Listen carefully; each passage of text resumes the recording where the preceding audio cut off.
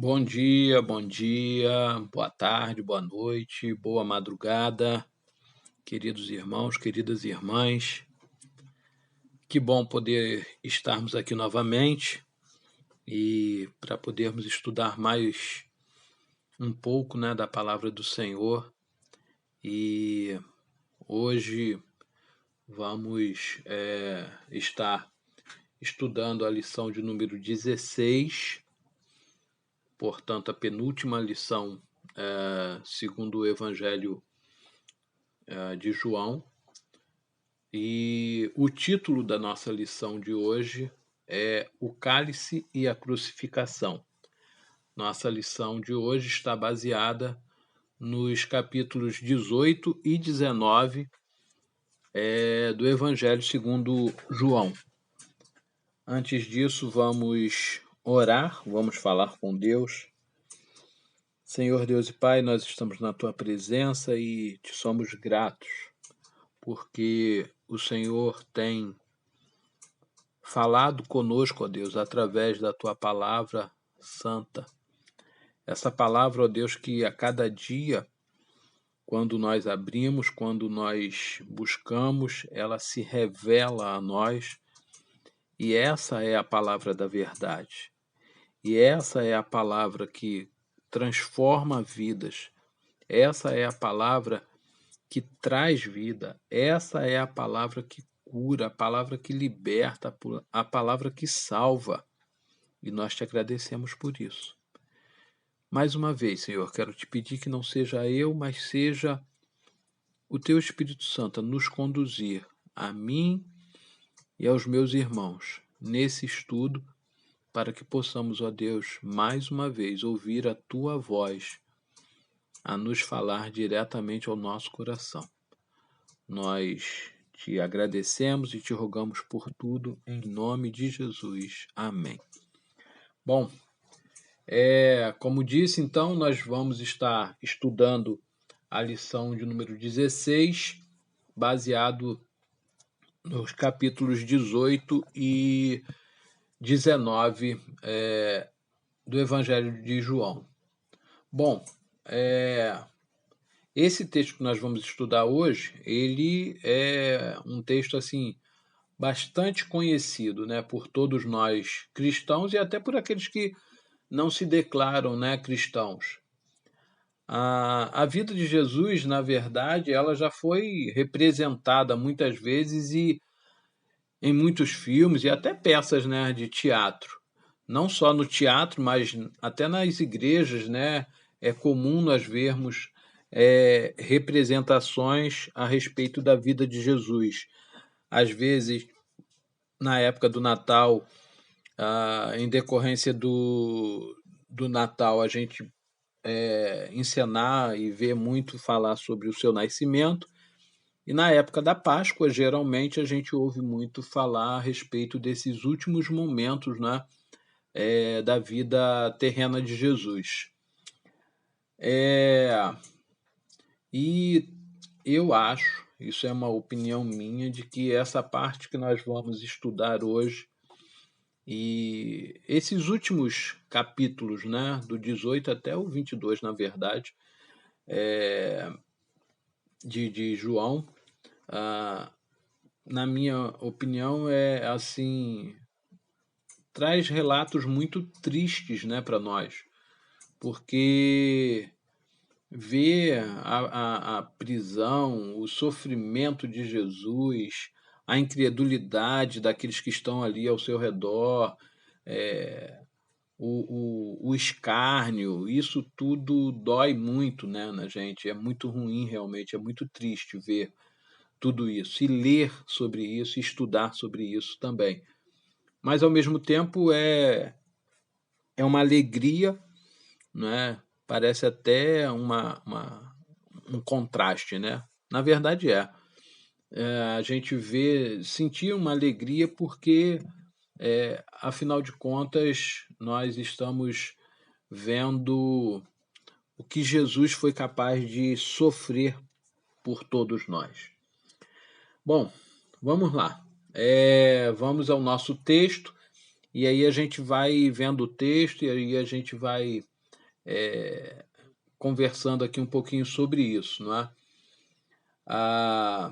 Nós não vamos ler o texto todo, né, na sua íntegra, mas vamos lendo e vamos comentando, vamos falando aqui algumas coisas, né, algumas partes. Bom, diz assim, a partir do verso de número 1. Depois de dizer isso, né, aqui deixa eu parar rapidinho. Lembra que semana passada, quarta-feira, né, a gente postou a aula anterior que trazia a respeito da oração de Jesus, né? E aí, quando o texto começa aqui, quando diz depois de dizer isso, ou seja, depois da oração de Jesus, Jesus saiu juntamente com seus discípulos para o outro lado do ribeiro de Cedron, onde havia um jardim, e ali entrou com eles. Judas, o traidor, também conhecia aquele lugar porque Jesus muitas vezes havia se reunido ali com os seus discípulos. Tendo, pois, Judas recebido a escolta e alguns guardas da parte dos principais sacerdotes e fariseus, chegou a esse lugar com lanternas, tochas e armas. Então, Jesus, sabendo de tudo o que ia acontecer com ele, adiantou-se e perguntou-lhes: a quem vocês estão procurando? Eles responderam: a Jesus, o Nazareno. Então Jesus lhes disse: sou eu. Ora, Judas, o traidor, também estava com eles.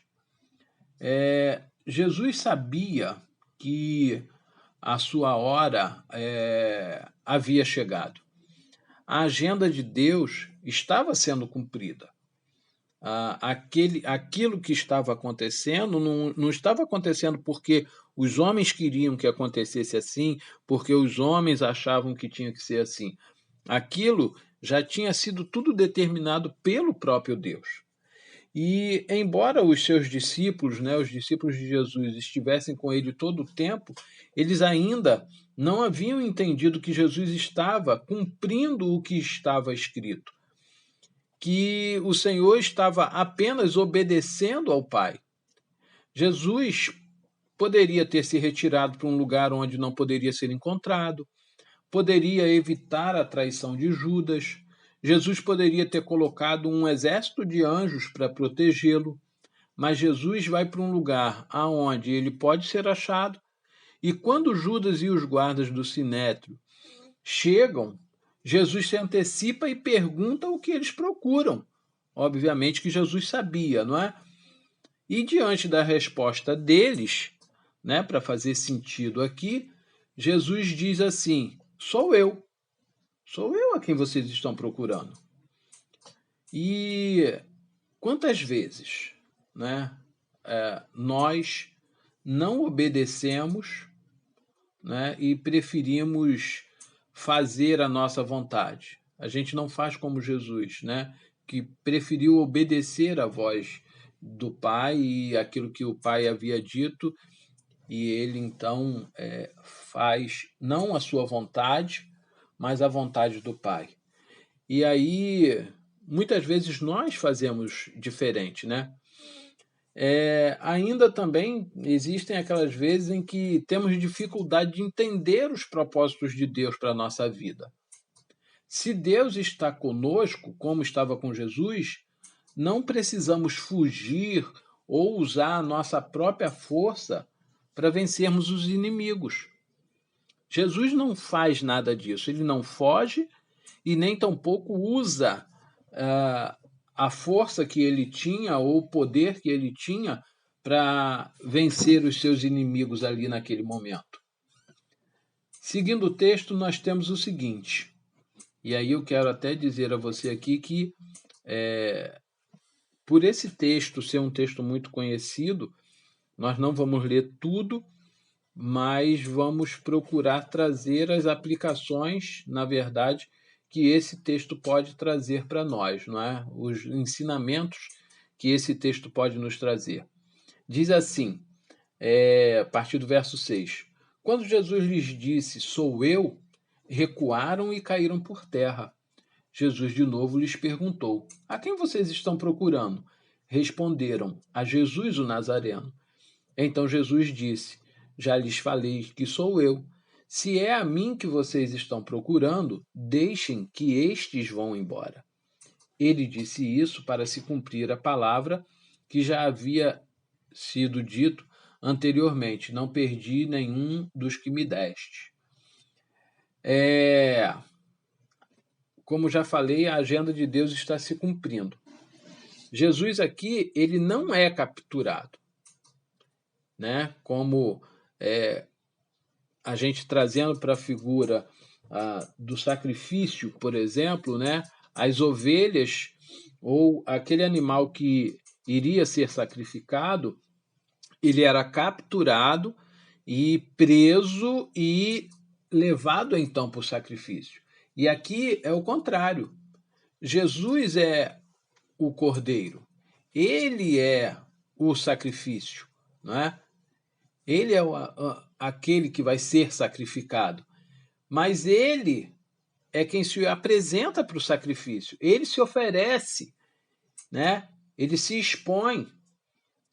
E é interessante que, se invertermos o que Jesus diz no verso 6, né? Jesus diz, sou eu. E se nós invertermos, vamos ver o que? Eu sou.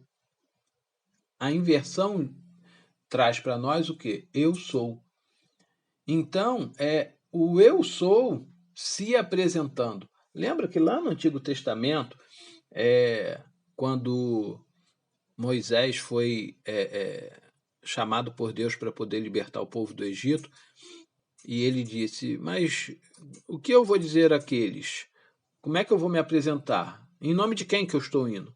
Diga que o eu sou está te enviando. E aí, aqui o eu sou está se apresentando, né, àqueles homens para ser levado como o Cordeiro de Deus que tira o pecado do mundo e que vem morrer pelo pecado de cada um de nós.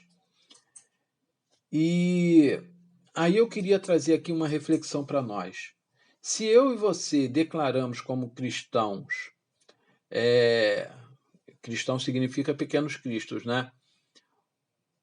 Se nós, então, declaramos como cristãos, que somos cristãos na verdade, né, aonde nós estivermos, o mal, ele vai cair por terra. Quando Jesus disse, sou eu, aqueles homens caíram por terra. Então, o poder de Jesus, o poder do nome de Jesus, joga por terra todo o mal, tudo aquilo que vem contra nós.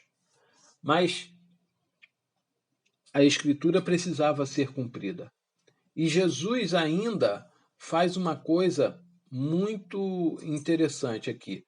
Ele ainda protege os seus discípulos e evita, assim, que eles sejam levados presos com ele. Isso já havia sido dito por ele mesmo lá em João 17:12, a gente não vai ler. Então, Jesus é aquele que se dá em nosso lugar. Ele aqui está protegendo, né? Tá guardando os seus discípulos de serem levados junto com ele como presos e tudo mais. E é isso que a palavra de Deus nos diz, né? Que ele, o bom pastor, ele dá a vida pelas ovelhas. E aqui, literalmente, Jesus já está começando a fazer isso, né?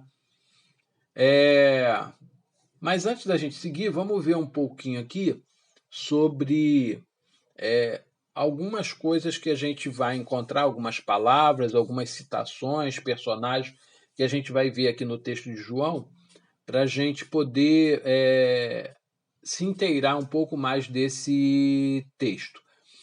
Jesus está, então, com seus discípulos no Getsêmani, e este era um lugar onde Jesus costumava ir com os seus discípulos. E aí, por isso, né, fica fácil até mesmo para Judas encontrá-los. É interessante que eles chegam com tochas, com lanternas, com armas para prender Jesus, e nada disso era necessário, porque Jesus não estava se escondendo, e Jesus também não estava armado ou iria oferecer qualquer tipo de resistência, porque aquilo tudo já estava preparado, já estava escrito na agenda de Deus. Bom, o Sinédrio era uma espécie de Suprema Corte, né, dos judeus. Uma Suprema Corte religiosa, na verdade. E o sumo sacerdote era como que o presidente ou o juiz do Sinédrio. Nesse caso, aqui era Caifás. Anás era sogro de Caifás, e ele teria sido também sumo sacerdote em Jerusalém e tinha ainda muita influência é, é, sobre o seu genro e também os seus filhos, que viriam a ser também sumos sacerdotes. Pôncio Pilatos, ou simplesmente Pilatos, era o que nós podemos chamar de prefeito dali, né, daquele local da Judéia.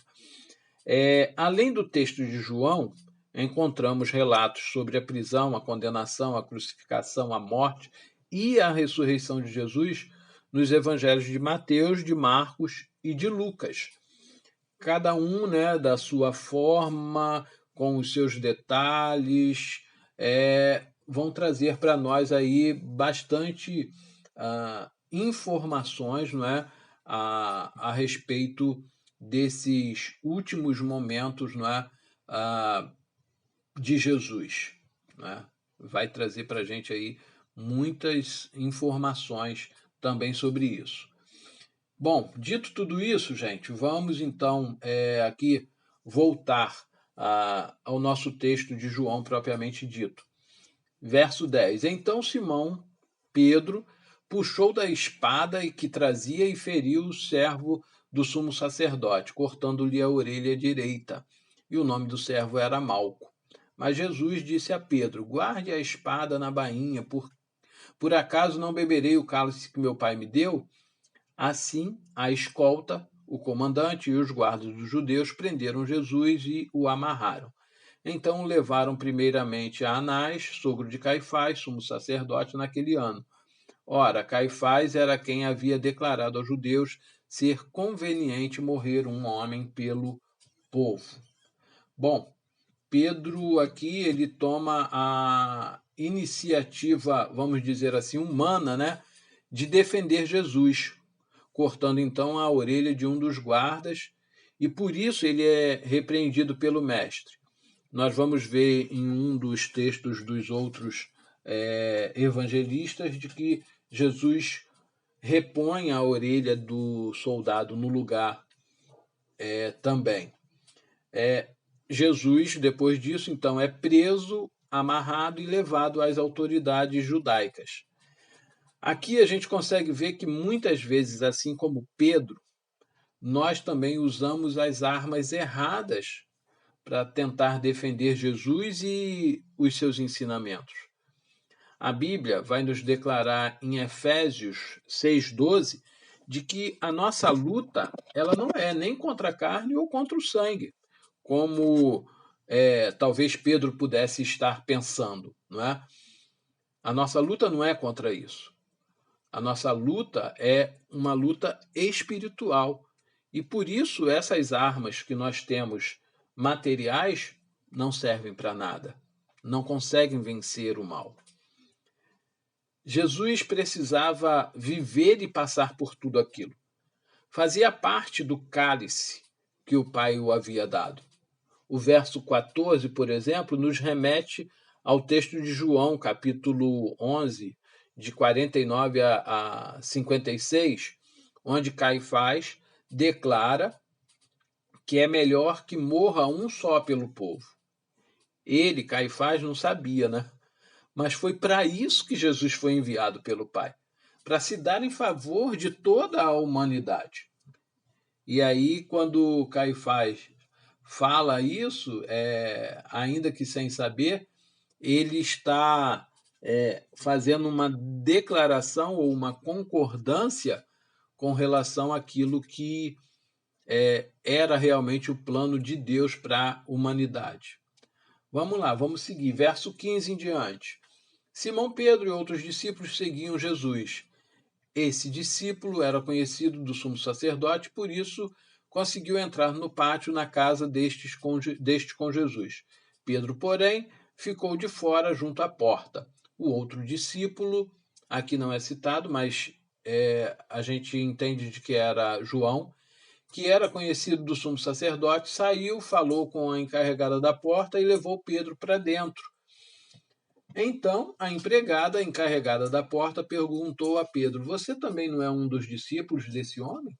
Ele respondeu: Não, não sou.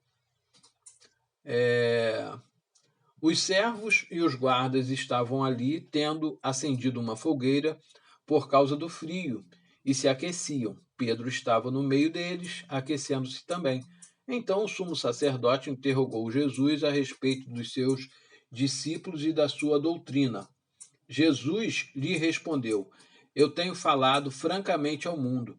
Sempre ensinei tanto nas sinagogas como no templo, onde todos os judeus se reúnem, e não disse nada em segredo. Por que o Senhor, então, está perguntando para mim? Pergunte aos que ouviram o que lhes falei. Eles sabem muito bem o que eu disse. Quando Jesus disse isso, um dos guardas que estava ali deu-lhe uma bofetada, dizendo: É assim que você fala com o sumo sacerdote? Jesus lhe respondeu: Se falei mal, dê testemunho do mal. Mas se falei bem, por que você está me batendo? Então Anás o enviou amarrado à presença de Caifás, o sumo sacerdote. Simão Pedro estava em pé, aquecendo-se, e então lhe perguntaram: Você também não é um dos discípulos dele? Ele negou e disse: Não, não sou. Um dos servos do sumo sacerdote, parente daquele a quem Pedro tinha decepado a orelha, perguntou: Não é verdade que eu vi você no jardim com ele? De novo Pedro negou, e no mesmo instante o galo cantou. O texto aqui também nos traz algumas lições bastante importantes.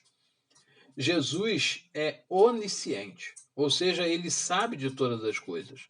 Ele tem ciência de todas as coisas. Por isso, ele já havia dito ao próprio Pedro que este o negaria 3 vezes antes que o galo cantasse.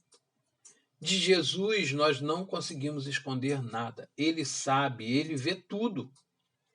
Mas nós podemos também, como Pedro, nos arrependermos dos nossos erros e nos tornarmos o quê? Servos fiéis ao Senhor, que não negam, mas declaram que só Jesus salva. Depois disso, Pedro se tornou um dos discípulos, né? Um dos servos de Jesus que vai fazer um trabalho maravilhoso. E eu acredito que Pedro, todas as vezes em que talvez vinha nele uma dúvida ou alguma outra coisa, ou que alguém vinha falar com ele algo contra Jesus, ele lembrava-se daquilo, né, daquele episódio, e então ele afirmava: Não, eu sou, sim, servo dele, eu andei com ele, eu estava com ele, sim, e agora eu posso fazer tantas coisas quanto ele fazia, porque ele deixou conosco o seu Espírito e, através do seu Espírito, nós podemos fazer muitas coisas. No verso 20, 21 e 23, Jesus aproveita a oportunidade, né, que ele tem e declara que veio para falar das coisas celestiais, das verdades de Deus. Jesus ainda diz de que ele não falou nada mal, mas se ele tiver falado alguma coisa mal, né, que então alguém se apresentasse ali como uma testemunha para dizer sobre isso. Mas, na verdade, essa testemunha não aparece, né, porque Jesus não tinha falado mal.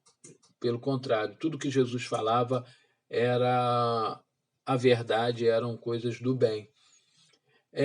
Jesus ali também começa a sentir, né, na carne a dor, o sofrimento e a humilhação por fazer a vontade do Pai. Aquela bofetada que Jesus toma já é o início justamente disso. E abrindo aqui um parêntese, quem deveria de estar tomando aquela bofetada, quem deveria de estar ali naquele lugar, éramos eu e você. Mas será que eu e você estamos dispostos a falarmos a verdade a respeito da palavra de Deus e a sofrermos por isso, ou quem sabe até mesmo morrermos por amor, né, à palavra e por falarmos a palavra de Deus? Pense nisso, tá? Vamos pensar nisso. Vamos lá, vamos seguir. Versículo 28 em diante. Depois levaram Jesus da casa de Caifás para o pretório. Nossa, gente, isso é difícil de falar, mas isso era um pátio, tá? Era cedo de manhã. Eles não entraram no pátio para não se contaminar, pois somente assim poderiam comer a Páscoa. Então Pilatos saiu para falar com eles e perguntou: que acusação vocês trazem contra esse homem? Eles responderam: se este não fosse malfeitor, não teríamos entregue ao Senhor. Então Pilatos disse: levem-no daqui e julguem-no segundo a lei de vocês. Ao que os judeus responderam: não nos é lícito matar ninguém. Isso aconteceu para que se cumprisse a palavra de Jesus, significando com que tipo de morte estava para morrer. Pilatos entrou novamente no pátio, chamou Jesus e lhe disse: você é o rei dos judeus? Jesus respondeu: esta pergunta vem do Senhor mesmo. Ou foram os outros que lhe falaram a meu respeito? Pilatos respondeu: por acaso sou eu judeu? A sua própria gente e os principais sacerdotes é que o entregaram a mim. Que foi que você fez? Jesus respondeu: o meu reino não é deste mundo. Se o meu reino fosse deste mundo, os meus ministros se empenhariam por mim, para que eu não fosse entregue aos judeus. Mas agora o meu reino não é daqui. Pilatos perguntou: então você é rei? Jesus respondeu: o Senhor está dizendo que sou rei. Eu para isso nasci e para isso vim ao mundo, a fim de dar testemunho da verdade. Todo aquele que é da verdade ouve a minha voz.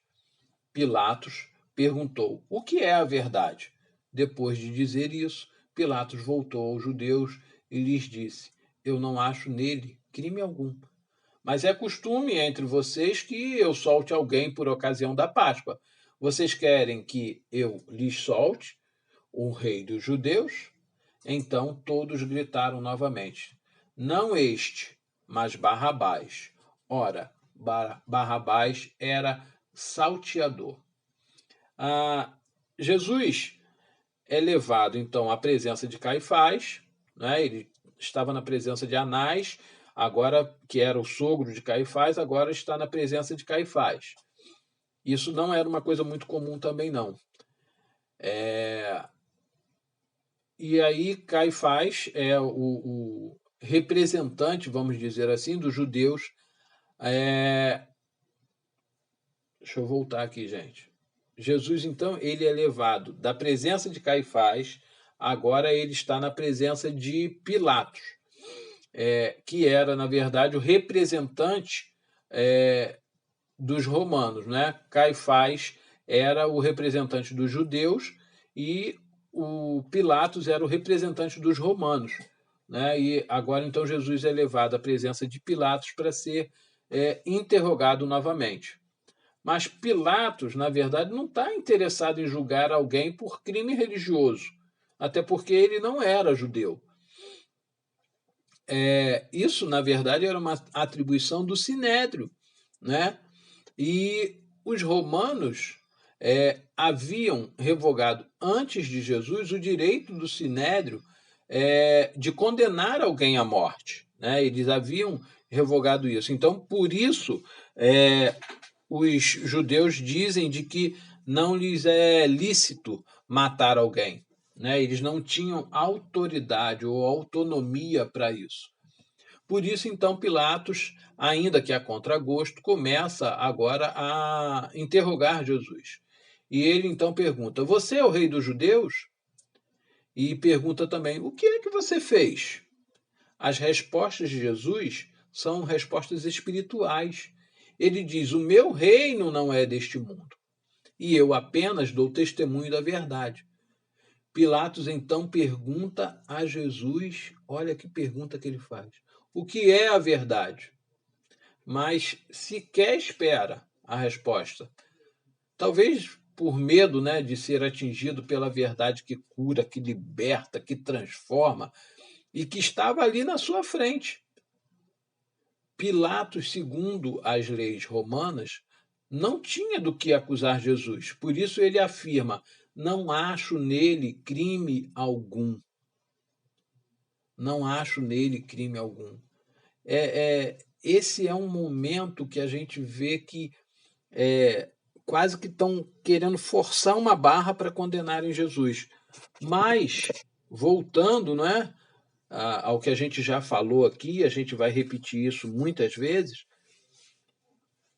aquela não era a vontade daquelas pessoas, mas era a vontade, o plano, o que Deus havia já planejado. Aquilo era o cumprimento da agenda de Deus e não do ser humano. Então, Pilatos agora, né, como que para agradar aqueles que trouxeram Jesus, ele diz: É costume entre vocês que eu solte alguém por ocasião da Páscoa. E nós estamos na Páscoa, né? Nós estamos na semana da Páscoa. Vocês querem que eu solte o rei dos judeus? Ora, Pilatos sabia qual era a resposta. Aqueles homens estavam inflamados de ódio por Jesus. Aqueles homens estavam inflamados por aquilo que eles acreditavam de que Jesus estava fazendo de errado.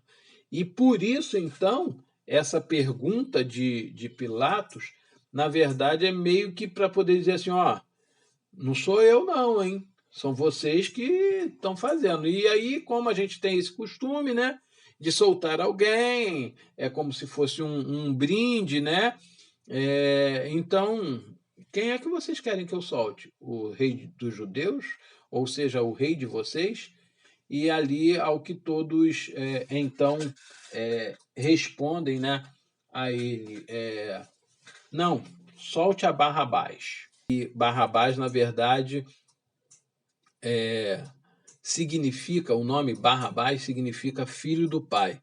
Ou seja, eles trocam o verdadeiro filho do pai pelo falso filho do pai, né? É uma troca injusta, é uma troca errada. Eles preferem libertar aquele que tem no seu nome o significado de filho do pai e condenar o verdadeiro filho do Pai Celestial. Esse, na verdade, mais uma. Essa é, na verdade, mais uma parte, né, onde a gente pode aprender ainda mais algumas coisas. A Bíblia, na verdade, ela é a palavra de Deus e é ela quem declara, é ela quem revela que Jesus não é rei dos judeus, mas o rei dos reis. E isso não constitui crime. Assim como Pilatos, ninguém pode condenar a Jesus, embora nós, às vezes, o fazemos quando não reconhecemos o seu sacrifício feito por cada um de nós. Quantos não reconhecem, né, o sacrifício de Jesus? Muitas vezes também nós escolhemos colocar outros no lugar de Jesus, como eles fizeram. Damos liberdade, não é, aos Barrabás que temos diante de nós e deixamos Jesus de lado ou condenamos a Jesus. E aí eu queria perguntar a você hoje: a quem você tem dado liberdade? A Barrabás? E a quem você tem matado todos os dias, né? Nas suas escolhas? E eu também. A quem nós temos feito isso? Não é? Seguindo aqui, nós vamos então agora entrar aqui no capítulo de número 19. E aí, os primeiros versos, né, do capítulo 19, na verdade de 1 a 8, nós vamos ler um pouco rapidinho aqui para a gente poder se situar melhor, não é? Eu vou só abrir aqui porque fechou aqui a minha Bíblia aqui. Deixa só eu tentar abrir aqui rapidinho para a gente, tá? O texto de João, então, para a gente poder continuar acompanhando aqui. O capítulo de número 19, tá, gente? Capítulo de número 19. Vamos lá, só para a gente poder ler aqui. Estou só abrindo aqui, vamos lá. Então, diz assim: Por isso Pilatos tomou Jesus e mandou açoitá-lo. Os soldados teceram uma coroa de espinho e a puseram na cabeça de Jesus. Também o vestiram com um manto de púrpura. Chegavam-se a ele e diziam: Salve, Rei dos Judeus! E davam-lhes bofetadas. Pilatos saiu outra vez e disse aos judeus: Eis que eu apresento a vocês para que saibam que não encontro nele crime algum. Então Jesus saiu, trazendo a coroa de espinho e o manto de púrpura, e Pilatos lhes disse: Eis o homem. Quando viram Jesus, os principais sacerdotes e os guardas gritaram: Crucifique, crucifique! Pilatos repetiu: Levem-no daqui, vocês mesmos, e o crucifiquem, porque eu não encontro nele crime algum. Os judeus responderam: Temos uma lei, e segundo essa lei, ele deve morrer, porque se fez filho de Deus. Pilatos, ouvindo tal declaração, ficou ainda mais atemorizado. Vamos ler só até aqui, até o verso 8, tá? Esses primeiros versos, né, desse capítulo 19 nos mostram uma falta de amor e uma crueldade imensa, né, por parte dos judeus. Aqui Jesus é açoitado e, como que uma afronta, ele recebe também uma coroa de espinhos e um manto de púrpura. Púrpura era a cor imperial, vamos dizer assim, né? E assim, aqueles homens estavam ironicamente dizendo que Jesus era, sim, um rei, mas não aquele rei que eles queriam, um rei que eles esperavam, mas como se fosse um falso rei ou um rei de menos poder ou de menos autoridade, né? Mas a Bíblia é algo tremendo e é realmente a palavra de Deus. E quando nós abrimos a Bíblia em Apocalipse 19, no verso 11 em diante, nós vamos ler e vamos ver que o texto de Apocalipse vai nos trazer uma declaração linda, uma declaração onde vai nos informar algo totalmente diferente daquilo que aqueles homens estavam querendo mostrar, totalmente diferente daquilo que aqueles homens queriam fazer com que as pessoas pudessem pensar, né? Essa coroa de espinho e esse manto, na verdade, não tem comparação e não estão falando realmente sobre Jesus, não é? Porque Jesus é realmente o Rei dos Reis. Vamos ver aqui rapidinho. Apocalipse 19, do verso 11 em diante. Eu acho que a gente não pode perder essa oportunidade aqui. Diz assim, verso 11 do capítulo 19 de Apocalipse. Vi o céu aberto e eis um cavalo branco, e o seu cavaleiro se chama Fiel e Verdadeiro, e julga e combate com justiça. Os seus olhos são como chama de fogo. Na cabeça dele há muitos diademas. Tem um nome escrito que ninguém conhece, a não ser ele mesmo. Está vestido com um manto encharcado de sangue, e o seu nome é Verbo de Deus. Os exércitos do céu o seguiam, montados em cavalos brancos e vestidos de linho finíssimo, branco e puro. Da sua boca sai uma espada afiada, para com ela ferir as nações. Ele mesmo as regerá com cedro de ferro, e ele mesmo é o que pisa o lagar do vinho, do furor, da ira do Deus Todo-Poderoso. No seu manto e na sua coxa está escrito um nome: Rei dos Reis e Senhor dos Senhores. Olha que coisa linda isso que a gente vê em Apocalipse, onde Apocalipse está, então, nos trazendo aqui que, na verdade, ele, Jesus, é o Rei dos Reis e o Senhor dos Senhores. Aleluia! Louvado seja o nome do Senhor por isso. Aqueles homens não entendiam isso, aqueles homens não sabiam disto. Pilatos ainda não está convencido, né, da culpa de Jesus, se é que existia culpa, né? Enquanto isso, o povo pede, então, a sua crucificação. Segundo os judeus, o crime de Jesus era o crime de blasfêmia contra Deus, né? E porque Jesus se declarava o Filho de Deus porque ele o era. E segundo Levítico 24:16 e Deuteronômio 13, de 6 a 11, e nós não vamos ler,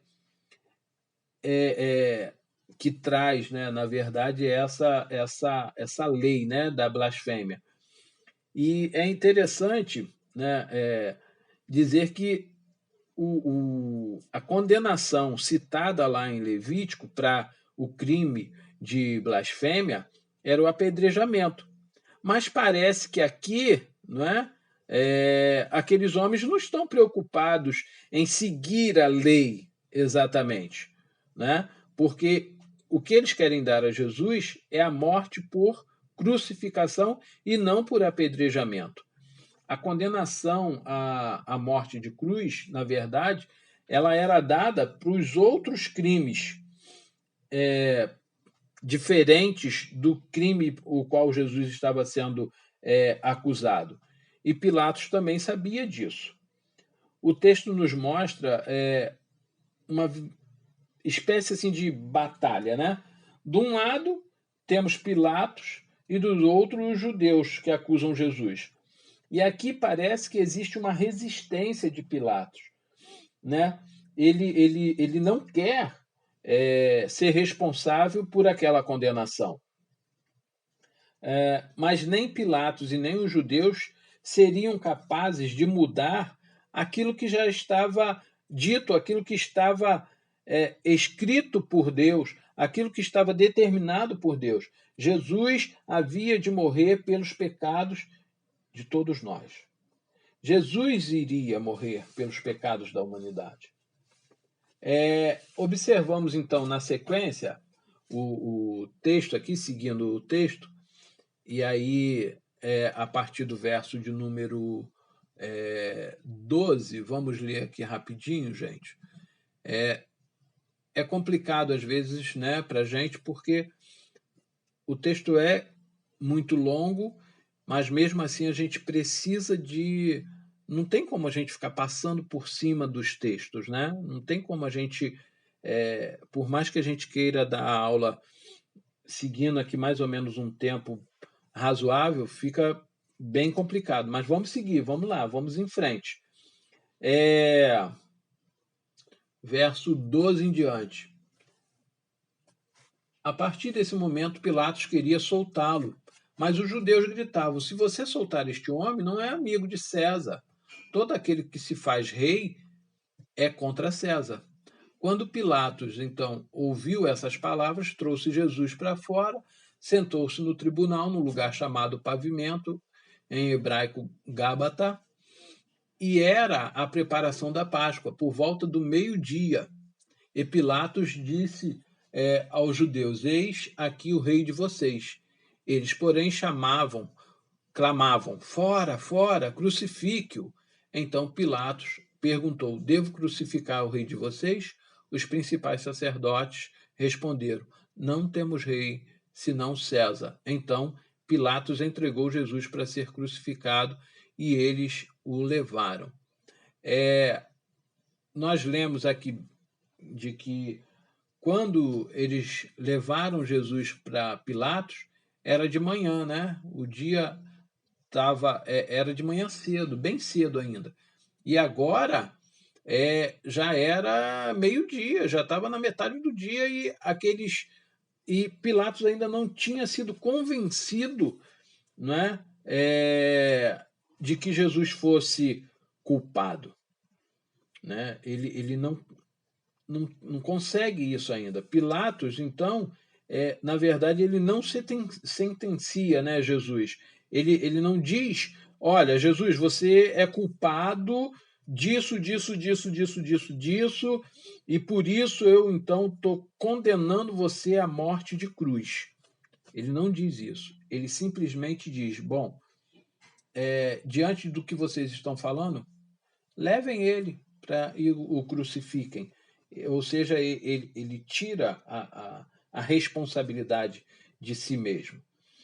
Na sequência do texto, nós vamos ver ainda, e aí eu quero pedir a você para que, por favor, ouça, ou se quiser ainda acompanhe aí na sua Bíblia, a gente já está quase caminhando para o final, aonde vai então nos falar, né, a partir do verso 17, vai nos dizer então de que Jesus sai carregando a cruz, né, e que ele é crucificado entre dois homens salteadores, criminosos, e de que ele ainda recebe uma coroa, uma placa sobre a sua cruz, onde está escrito Jesus Nazareno, o Rei dos Judeus. E ali está escrito isso em hebraico, em latim, em grego, para que não haja dúvida de ninguém, né, que está ali.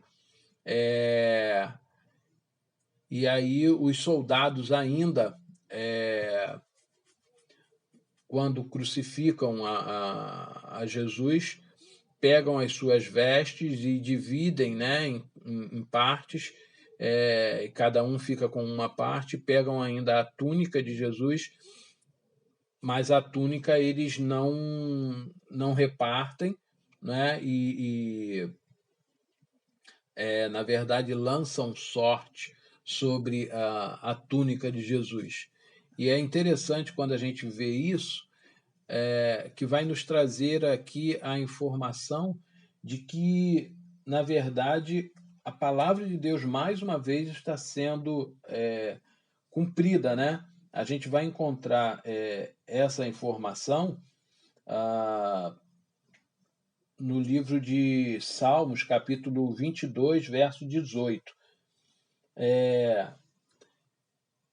A gente vai ver aqui que Jesus carrega então a sua cruz, é crucificado entre dois salteadores, recebe essa placa para tentar meio que justificar então o que eles achavam ser o seu crime, tem essas vestes, as suas vestes repartidas, mas tudo isso é simplesmente para cumprir aquilo que já havia sido dito, aquilo que já havia sido escrito.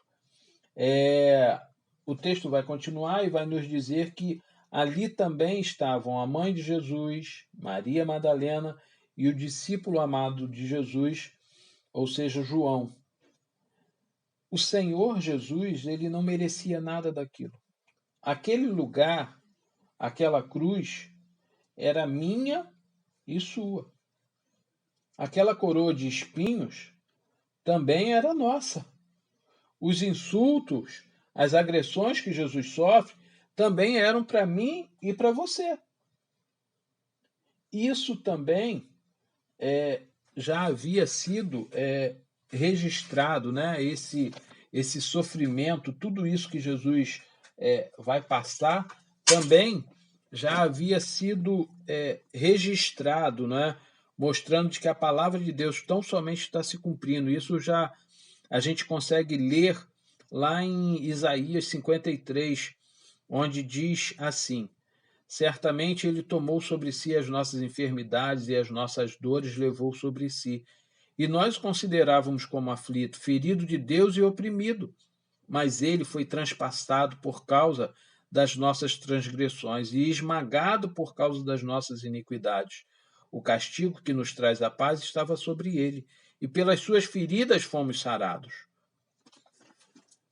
Como nós podemos, então, não aceitar ou acreditar de que tudo que Jesus já viveu, né, naquele momento, não era algo que estava na palavra. Como é que existem pessoas que ainda não creem, né, não acreditam na palavra de Deus, não sabem, não reconhecem de que tudo aquilo que Jesus estava vivendo, tudo aquilo que Jesus estava passando, era parte do plano de Deus para a salvação da humanidade.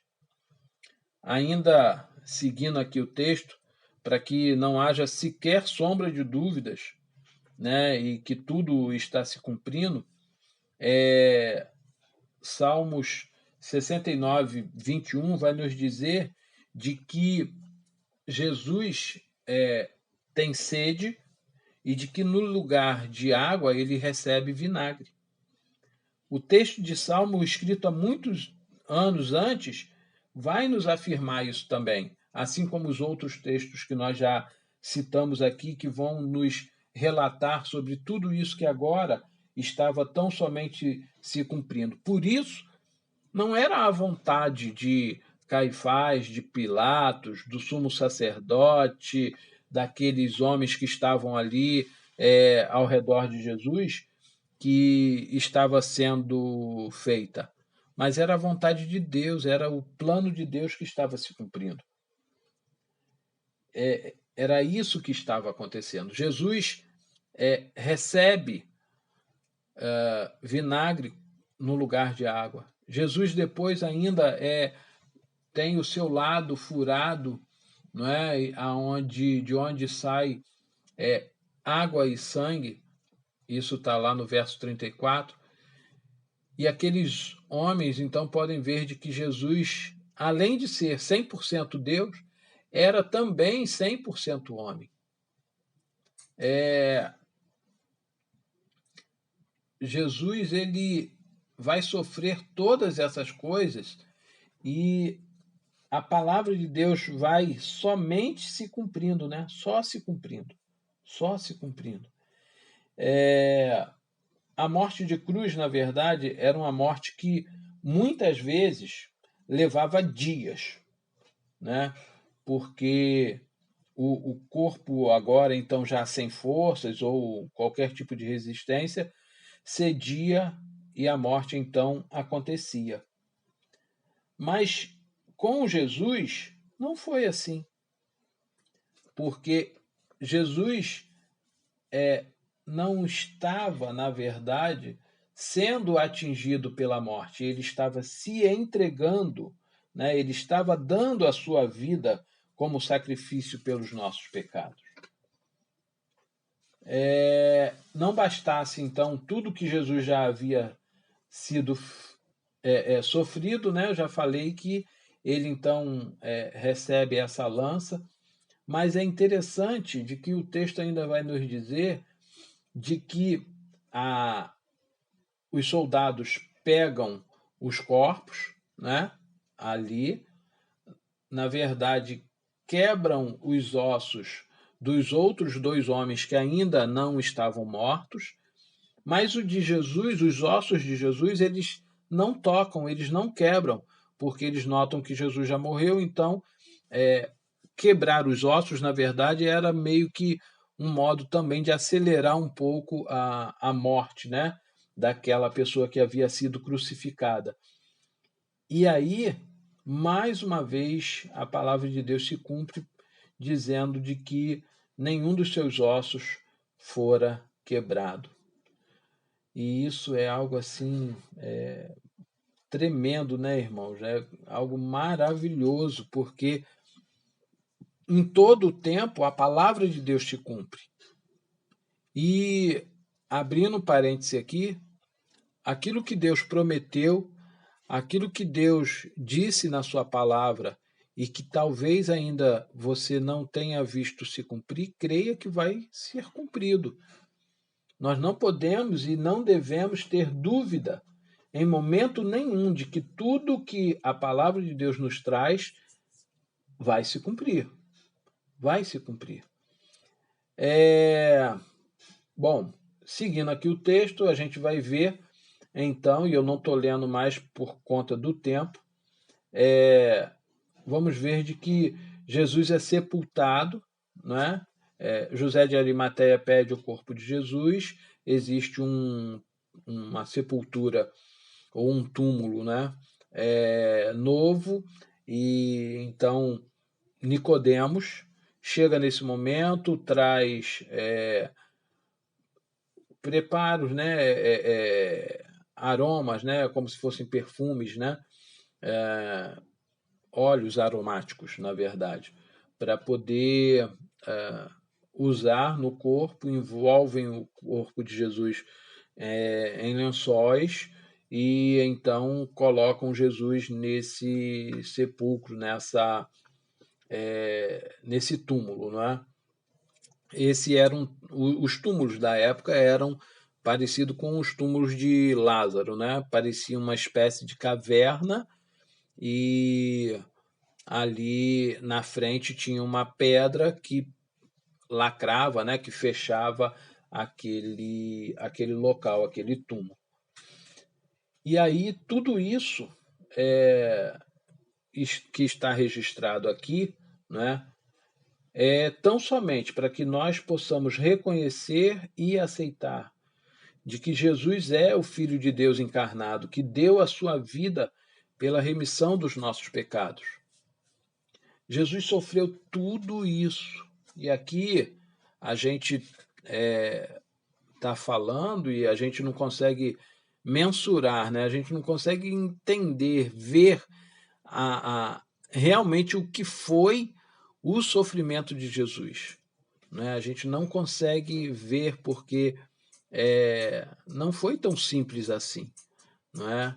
Imagina você ver Jesus ali sendo ofendido, sendo esbofeteado e tudo mais, e carregando um peso, né, da cruz, os ferimentos que aquela coroa de espinho não devem ter feito na sua fronte, ser humilhado ali, tendo as suas vestes repartidas, tendo a sua nudez, vamos dizer assim, exposta, tudo isso por amor a mim e a você. A nossa oração é de que nós possamos, então, valorizar isso e reconhecer de que Jesus fez tudo isso por nós.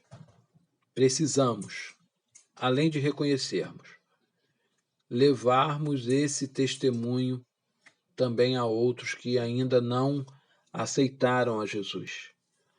Pilatos não via erro para condenar a Jesus. E eu sei que eu e você conhecemos pessoas que não conseguem ver também nada para que possam condenar a Jesus.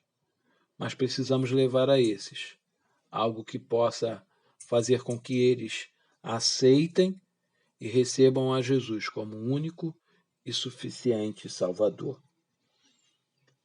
Nossa oração é de que Deus continue abençoando rica e abundantemente a sua vida e da sua família, e que você continue a buscar aprender a cada dia mais e mais.